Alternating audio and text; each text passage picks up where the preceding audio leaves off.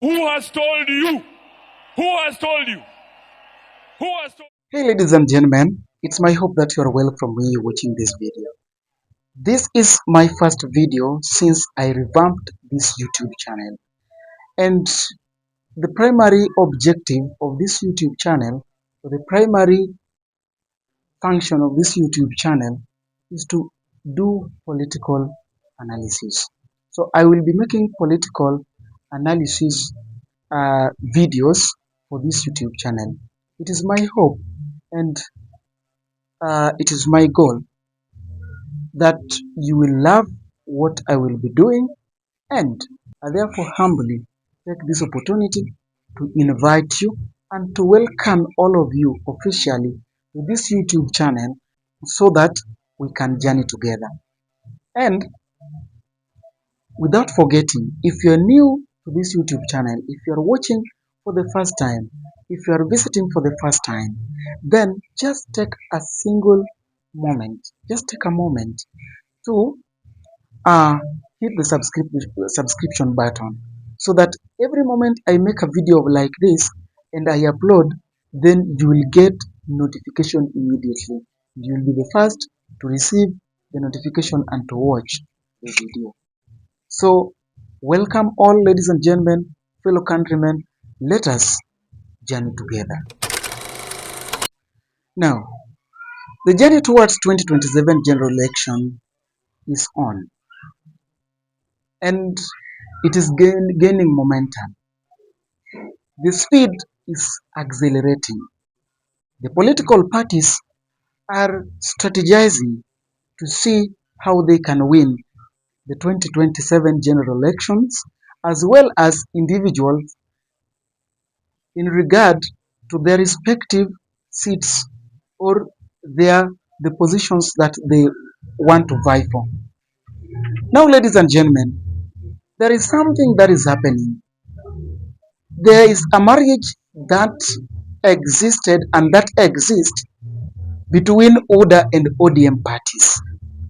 These two political parties came to agreement back in the year 2023 when Baba was still alive. But since we lost Baba, things have been taking a different shape. ODM has been having internal war, turmoil, or internal conflicts. Uda is stable on its end. Now, over the past few days, Uda and ODM held a meeting, and the purpose of this meeting was to discuss how they are going to handle, how they are going to face 2027 general elections. Now, ladies and gentlemen, this is the central thing I want to focus on. I want us to focus on two fundamental things, because there are certain things, there are certain elements that are coming up.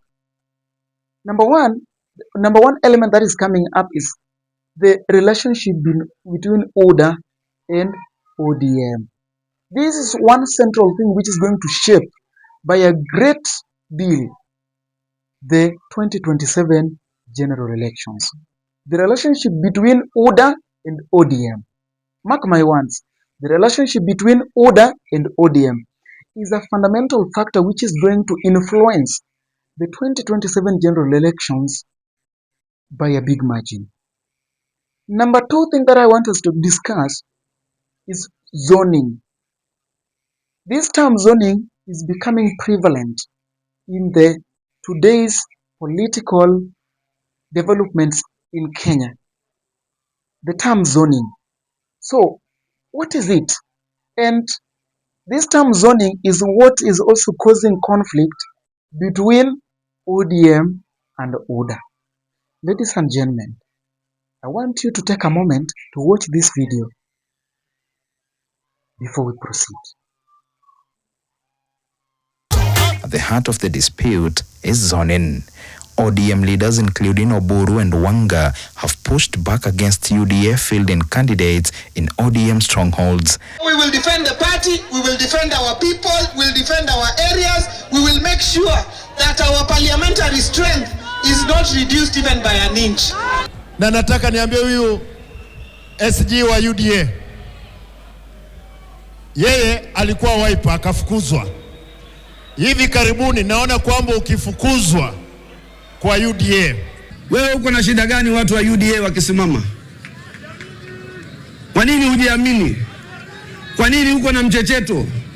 Kwa nini unataka kiti cha kupendelewa? Since the death of Baba, ODM had this one problem: to determine how to keep the relationship between Uda and the ODM party. Raila told the party members, advised his team to remain as ODM. And when some long-mouthed people started shouting or started saying that ODM will support Uda or President William Ruto come 2027, Baba Stanley warned these people to stop spreading rumors. Now, this is why Sifuna reiterated and is still until today reiterating that who told you? Who told you? I think this is a central question that the ODM party must ask themselves. But now the pressing issue, the pressing or the funny thing is that ODM is already divided. ODM is already divided. Now, this division between ODM, actually, I'm going to come back to it later when I will be talking about zoning. When I will be talking about zoning, I'm going to talk about the split within the ODM party. But when Baba said that you should not spread rumors, that ODM will back a certain particular candidate when it comes 2027, Baba knew very well what he was saying. Because remember, Baba is the most acute political analyzer, political player that we have ever seen in this country.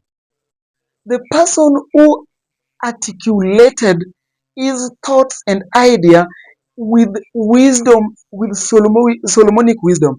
I think his wisdom even surpassed that one of Solomon. But this man was somebody extraordinary because he calculated his steps. In politics, you must calculate your steps. He calculated his steps one after another, one after another. And that is why Baba never rushed when it comes to making fundamental decisions like fielding a presidential candidate, backing up a presidential candidate, or entering a coalition with another political party. Now, what is the consequence that would arise if ODM members fail to listen to Baba? That is exactly what is happening right now. Immediately after Baba's death, several ODM leaders, including the national chairperson, Honorable Gladys Wanga, the Homa Bay governor, together with the newly elected party leader, Dr. Odm-Uda, together with people like Junet Mohammed and some other leaders, started singing unanimously, two-term. We must stay where Baba left us. This is the language that they kept on saying. And while they were chanting this unison, they did not know that Uda was plotting how to swallow ODM. Then ODM came. ODM looked at them, how they are behaving, and then Uda came. Now, there is one thing also that happened. This split costed ODM a lot and is still costing ODM. But I think if ODM people are wise, particularly the Uburu Odinga camp and Gladys Wanga camp, like the team, the Gladys Wanga, the Uburu Odinga, and Junet Mohammed, these people here, if they are really wise, then they should reconsider their position against Babu Owino, Edwin Sifuna, so that they can reconsolidate the party. If they don't reconsolidate the party, then a lot are going to happen. The big giant that has lasted for over 20 years is going down and will never rise again if they don't look at it keenly. The split between the ODM within the ODM party made the ODM party weak because the people, there are certain people, ODM is a party, and as a party has its rules, a party has its objectives, and it has its vision and mission as well. Now, the ODM party has ever been that party which resonates with the populace, with the people, with the citizens. Now, what is happening with the party is that the first segment, that is the Uburu segment, has lost the trust, it has lost the support, and it has lost its authority to represent the people, the citizens. So that is the problem ODM is currently facing. And that is why Uda is gaining momentum. That is why Uda is gaining more power. That is Uda is becoming stronger and even infiltrating the bedrooms of ODM. Now, Wanga is crying that Uda should respect ODM party. That ODM party is a big party that should be respected. It's okay. And it is true that ODM should be respected. But something also must be remembered by Wanga and the rest of our team. That respect is earned. Respect is earned. For us to respect you, you must show us that you first of all respect yourself and you deserve that respect. If you are a person or if you are a party that respects itself, then that respect will automatically come. Actually, right now, Uda party will be trembling on how to handle, on how to engage ODM party. But ODM party currently, as we are speaking, has lost that respect because it has lost trust among its people who would give it authority and power to confront Uda party. Number two, it has lost the power because that power was originally coming from the voice of the people. Now, zoning is a term, and the term zoning can mean so many things. But in this particular context, or in this particular political context,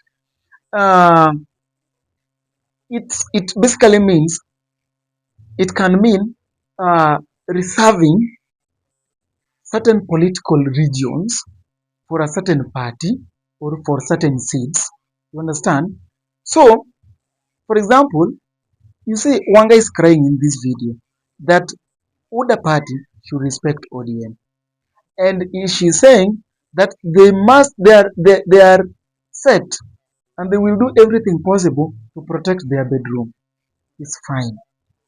Now, what they're trying what Wanga is basically trying to mean is that Uda party should not field candidates in ODM strongholds. If you look at this thing properly, there is a signal it is conveying. The signal that this thing is conveying is number one, that ODM is losing the relevancy. ODM is losing its relevance because there is no any single moment when Raila Amolo Odinga was alive that ODM party cried out for any political party that please don't field your candidates on my bedroom, on my strongholds. There is no any single day that Raila Odinga's party or Raila Odinga himself cried and shouted and begged any political party not to field a candidate, be it MCA candidate, in his strongholds. There is no day. But now it has reached a point that the ODM party is crying and is telling Ruto that you should not field candidates in my zone. What is that? What does that mean? I have said ODM is losing its relevance. Now, because ODM is losing its relevance,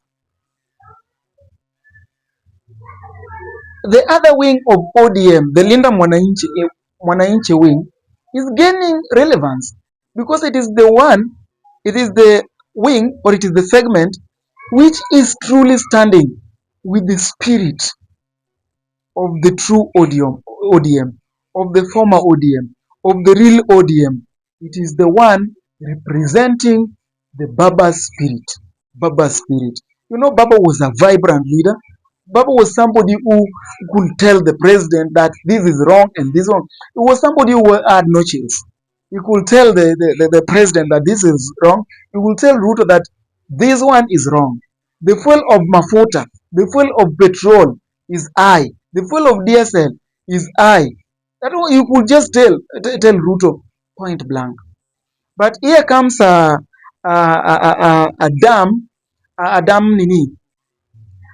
dummy party, because they were already in the government, they cannot talk. And I think Baba was very wise. This is the reason why Baba protected Edwin Sifuna and Babu Owino so much, particularly Edwin Sifuna. And that is why also he loved Babu Owino, because Babu Owino and Edwin Sifuna were people who always criticized anything which is going wrong and also gave merits where it is deserved.